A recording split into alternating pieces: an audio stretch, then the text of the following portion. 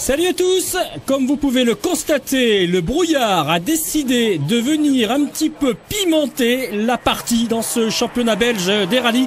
La deuxième manche, nous y sommes, c'est le TAC Rally et les conditions de piste pour la première boucle sont plutôt épiques. Épique et tac, donc, pourrait-on dire, puisqu'on retrouve également Tim Van Parijs, la voiture numéro 1 que l'on retrouve dans la toute première spéciale. Et Van Parijs qui va partir à la faute, on le disait. Ces conditions de piste pour débuter les 16 spéciales et les 2 journées de cette deuxième manche du championnat après le Van Anspergo Rally sont plutôt difficiles. Alors, il n'y a pas grand-chose sur la Porsche de Tim Van Parijs. En revanche, il est resté englué dans le champ, dans la boue. Et autant vous dire que, tiens, au terme de la première spéciale, il pointait à la 102e position. C'est quand même assez incroyable. Beaucoup de temps de perdu donc pour Van Parijs qui va continuer. On le verra un petit peu plus tard dans ce rallye, mais plus pour préparer la suite du championnat que pour tenter de réaliser un bon résultat dans celui-ci. Donc voilà, déjà un joker de jouer dans Van Parijs d'entrée. J'ai pas forcément eu, dira-t-il d'ailleurs, le bon réflexe quand je me suis retrouvé dans le champ. Voilà, allez, le sourire quand même. Et on retrouve le vainqueur de la première manche de la saison, Freddy Loy, qui, vous le savez, le champion de Belgique en titre, et qui roule cette année non plus sur une Ford WRC, mais sur une Skoda S2000. La première spéciale, Freddy Loy ne va pas la remporter, c'est quand même assez, c'est à noter quand même. Il ne va réaliser que le 3e temps. Freddy Loy que l'on va retrouver d'ailleurs au terme de la première boucle. En fait, il y a 16 spéciales, 8 pour chaque journée, une première matinée de 4, l'après-midi de 4 et on fait pareil le lendemain. Freddy Loy qui a roulé, il le dirait presque prudemment dans cette première boucle. Il faut attendre que le brouillard tombe et tomber d'ailleurs justement Freddy Loy à vélo avec ce petit problème au niveau du pouce qui apparemment ne le gêne pas trop, mais quand même on avait pu le voir sur la caméra embarquée, il y a quand même un sacré pansement. Allez, on se retrouve avec Cédric Chérin, caméra embarquée, on est au tout début de la première spéciale.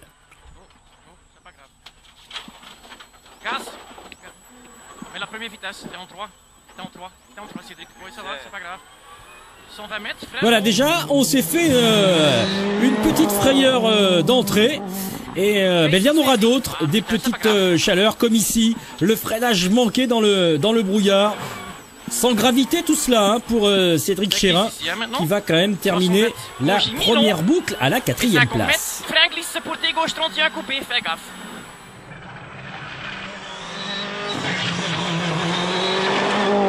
J'avais dit on essayerait de faire un podium. Pour l'instant, on est 4e.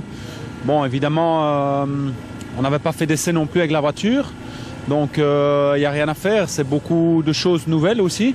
Au Condron, on a roulé avec la voiture, mais ce n'était pas du tout les mêmes conditions. Donc, c'est un parcours, c'est le seul rallye que je connais le moins. Mais bon, voilà, dans la première, malheureusement, on a fait 2 tout droit, qui nous fait perdre du temps. Et puis tout au début de la spéciale, donc le reste de la spéciale, vous êtes un petit peu stressé après, donc il fallait le temps d'évacuer ça. Maintenant, les deux dernières spéciales sont bonnes. On ne fait pas de mauvais temps, donc et on est très loin de la limite de la voiture et des miennes, donc j'ai pas de souci à me faire. Je pense que voilà, la progression est là et pour la deuxième boucle et la 3e, et après ça va encore aller. Il n'avait marqué que 6 petits points lors de la manche inaugurale de ce championnat, le Van Anspergo. On retrouve ici Chris Prinsen et sa Subaru Impreza. Qui lui aussi commet quelques petites erreurs un petit peu au même endroit. On a tendance à un petit peu rater les freinages.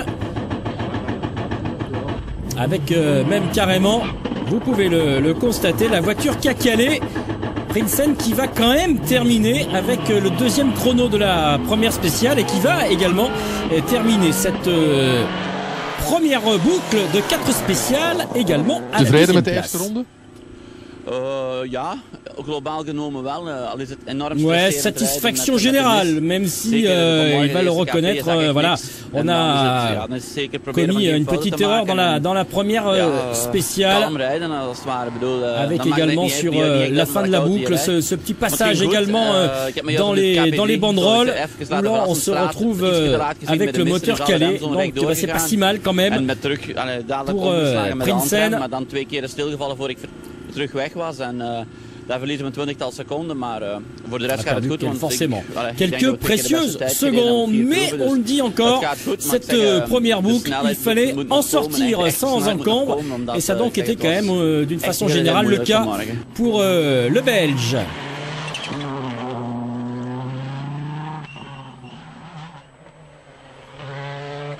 Alors on retrouve une autre Skoda, mais cette fois-ci c'est une Skoda WRC avec à son volant David Bonjean.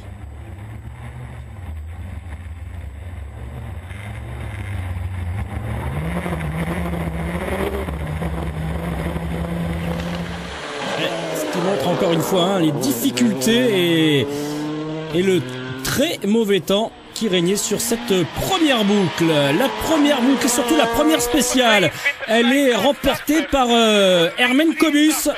Hermen Kobus qui va faire très fort dans cette première boucle malgré ici cette petite erreur et qui va donc achever les 4 premières spéciales en étant en tête au classement général.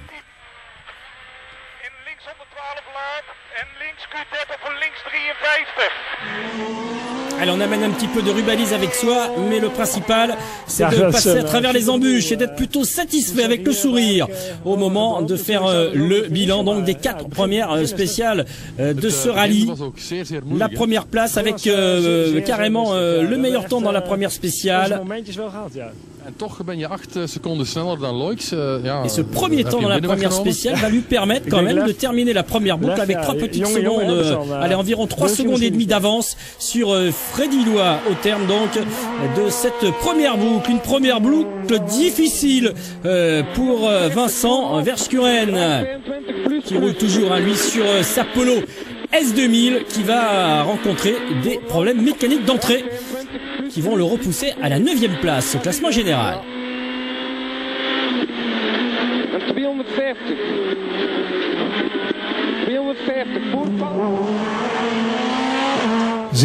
On va le retrouver, tiens, le Belge au terme donc de la première boucle, la première assistance. Vincent Verschuren qui nous dit que c'est la première fois qu'il roule dans le brouillard. Pour un pilote belge des rallyes quand même, on peut penser qu'il aurait pu avoir une expérience un peu plus forte du brouillard. En tout cas, ce qu'il a rencontré comme problème mécanique, c'est un problème de direction assistée. Donc d'où les difficultés rencontrées dans cette première boucle. Difficultés également pour Mélissa Debacker. Mélissa Debacker qui malgré le fait qu'elle pointera à la 5e place en arrivant à l'assistance va devoir abandonner car un petit incendie s'est déclaré juste derrière son siège à l'intérieur de sa voiture. Le temps de réagir, d'éteindre tout cela avec les extincteurs. Eh bien, les dommages sont trop importants pour qu'elle puisse continuer. Elle a un petit tour également du côté de la classe historique avec ici la Ford Escort de Paul Liater. C'est incroyable cette Ford Escort qui en plus se mêle au meilleur au terme de la première boucle. C'est toujours solide une Ford Escort, alors que dans la catégorie GT on retrouve la bagarre entre Joran Clearhout et Chris de Bizère.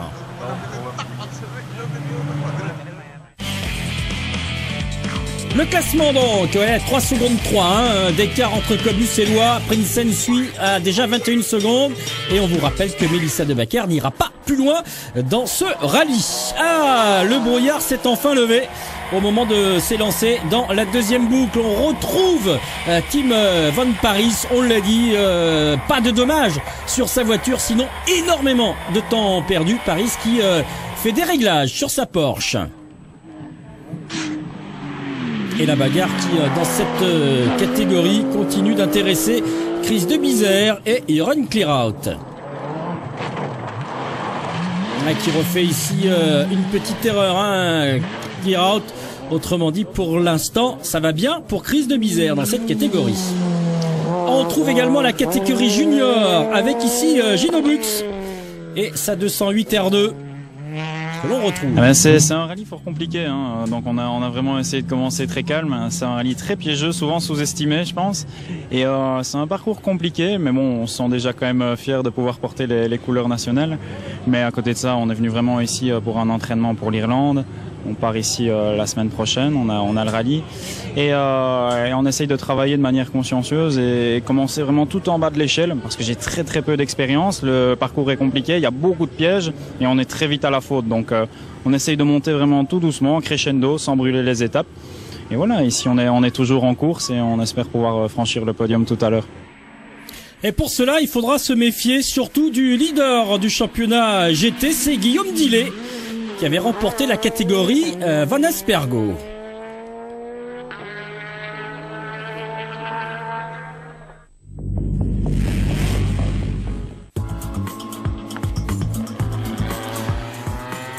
Allez, on est toujours dans cette deuxième manche du championnat belge des rallyes, toujours dans la deuxième boucle avec, on retrouve Cédric Chérin qui voulait jouer le podium, mais ça ne sera pas forcément évident. Et la faute pour Cédric Chérin, hein, qui évoquait tout à l'heure l'apprentissage de cette Fiesta R5 et qui va perdre un peu plus de 3 minutes dans cette mésaventure qui va le faire chuter à la 13e place au classement général. À la fin de la première spéciale, à 150 mètres de l'arrivée, il y avait un dernier droite et on est rentré un peu trop vite dedans et on s'est fait tirer à l'extérieur et voilà. Donc c'était pas très rapide, mais assez que pour nous bloquer pendant 3 minutes. Pas de dommages à la voiture? Non, un petit peu de carrosserie, mais rien de mécanique, rien du tout. Donc ça c'est le point positif. On est toujours là. Bon, ok, on a plongé un peu au classement. Maintenant, il faut essayer de ne plus faire des erreurs et de remonter. Parce que je pense que le rallye va être encore très long. Il y a beaucoup de sorties de route. Le parcours est tellement sélectif qu'il faut vraiment rouler à 80% ou sinon on fait des erreurs. Un qui n'en fait pas des erreurs dans cette première journée au volant de sa petite Fiat Punto, c'est Stéphane Hermann, qui va pointer à la 7e place au classement général au terme de la première journée. Et juste devant lui, on retrouve Eric Conin sur une Skoda WRC et on retrouve également David Bonjean à la 5e place. Malgré cette sortie ici que l'on voit à travers la voiture d'Arman Cobus. Ça va mieux pour Vincent Verschuren, qui gagne énormément de positions dans cette deuxième boucle.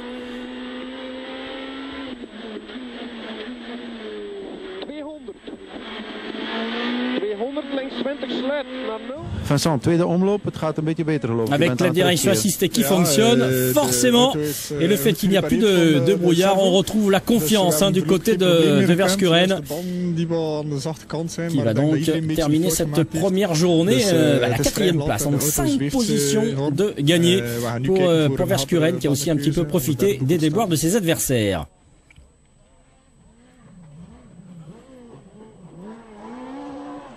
Et Herman Cobus, le fait que c'est séché, le fait que ses adversaires belges, qui connaissent parfaitement bien le terrain, aient une bonne visibilité, eh bien, ça lui a coûté 2 places.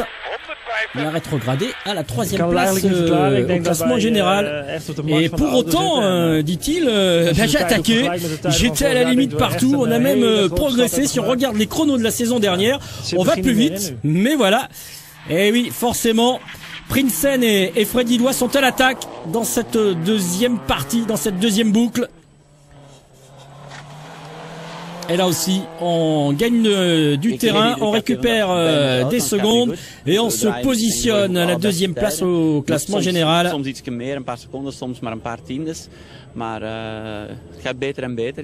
Et ça va de mieux en mieux. En tout cas, il prend confiance également.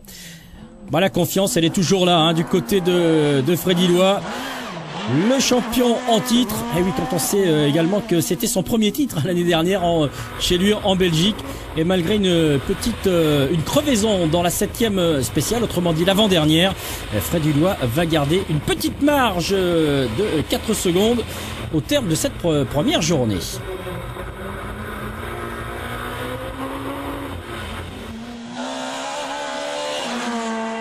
Et Fred Hullois, l'ancien pilote belge qui roulait, l'ancien pilote de championnat du monde. On se rappelle qu'il a roulé avec la 307 WRC.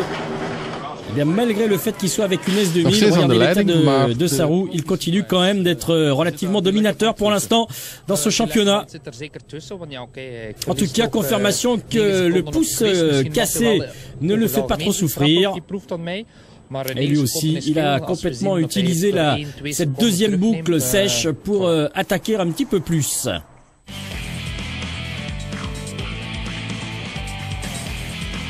Avec donc 9 secondes et demie d'avance, hein, c'est 9 secondes et demie d'avance sur Chris Prinsen au terme de la première journée.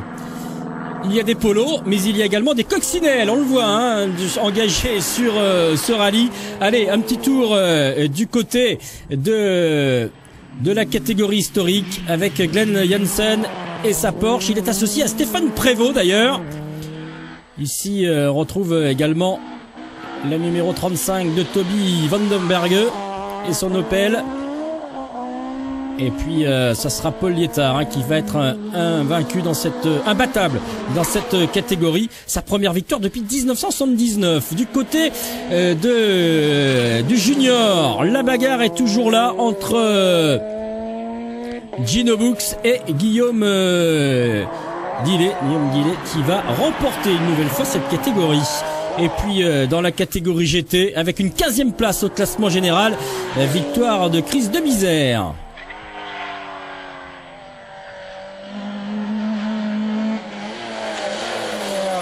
La sensation du rallye, eh bien, ça reste Stéphane Hermann.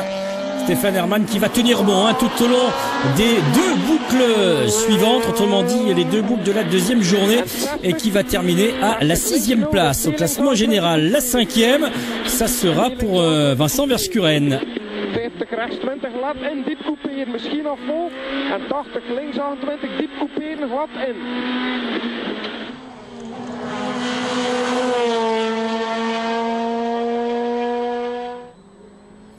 La 5e, pourquoi il a reculé d'une place? Eh bien tout simplement parce que Cédric Chérin, cette fois-ci, n'a commis aucune erreur durant cette deuxième journée pour venir récupérer la 4e place.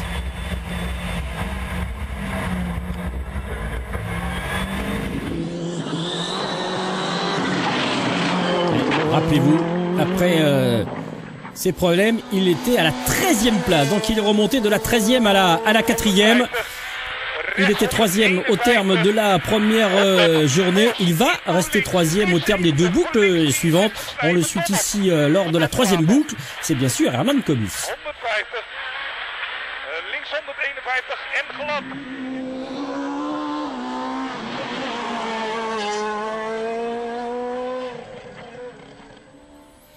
La bagarre pour la première place, elle a lieu entre Fred Hullois et Chris Prinsen. On retrouve les 2 hommes à la dernière assistance, l'avant-dernière, celle de mi-journée, côte à côte. Voilà, ils vont devoir se battre jusqu'au bout. C'est serré entre la Subaru WRC. Chris Prinsen, forcément, qui peut petit à petit également augmente le rythme.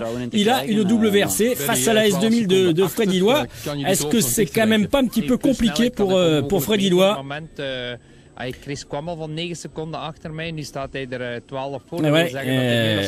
Prinsen qui est parti avec 9 secondes et demie d'avance au terme de la première journée et qui à mi-parcours de la deuxième journée est passé avec 12 secondes d'avance. Et oui, il va beaucoup plus vite que moi. Alors Fred Hullois va forcément essayer de garder le contact avec le pilote de la Subaru. Ça va être compliqué puisque Chris Prinsen va au contraire augmenter son avance tout au long de la 4e et dernière boucle de cette deuxième manche du championnat. ce TAC Rally très compliqué au début et qui, comme le disent d'ailleurs l'ensemble des pilotes, est beaucoup plus dur et beaucoup plus compliqué qu'il ne paraît. Et le vainqueur, ça sera donc lui, Chris Prinsen. On le disait tout à l'heure, il n'a marqué que 6 petits points lors de la première manche du championnat. Là, il va faire le carton plein avec la victoire au général et marquer les 10 points qui vont avec. Donc il va revenir forcément au championnat Prinsen, même si ça restera Freddy Loy qui va rester devant. Mais il va terminer ce rallye avec 39 secondes et 3 dixièmes d'avance sur le champion en titre. Ouais, tout s'est très bien passé, voilà, hein, ça a été parfait la deuxième journée où il n'a cessé donc d'augmenter son avance. D'abord récupérer la première place, c'était fait à l'assistance de mi-journée, et puis ensuite continuer d'attaquer et augmenter son avance en signant la majorité des temps scratch.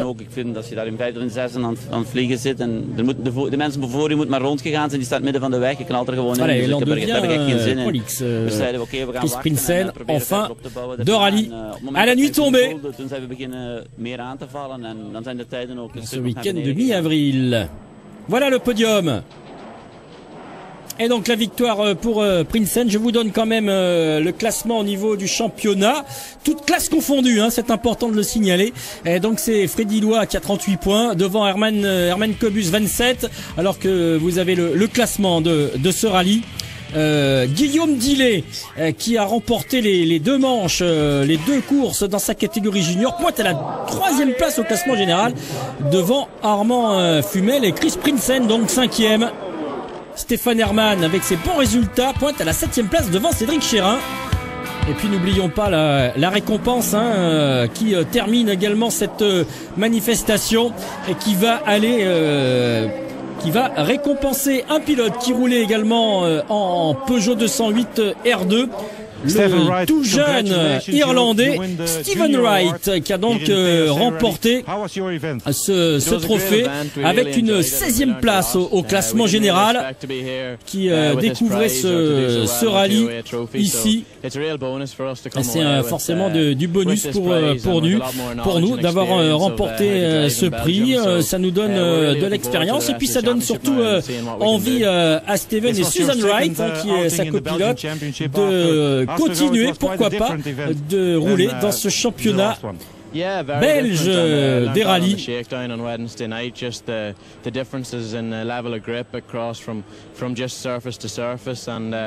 déjà dès le shakedown, il a pu constater qu'il y a dans ces spéciales belges beaucoup de changements d'adhérence. Et c'est de l'expérience pour ce tout jeune pilote irlandais qui roule également chez lui. Et on devrait le retrouver lors du rallye de Wallonie. Ça sera dur. Mais voilà, j'ai une très bonne équipe autour de moi. Et on verra. Et bien effectivement, on suivra tout cela. Et rendez-vous comme toujours sur Motors TV avec le rallye belge. Salut à tous.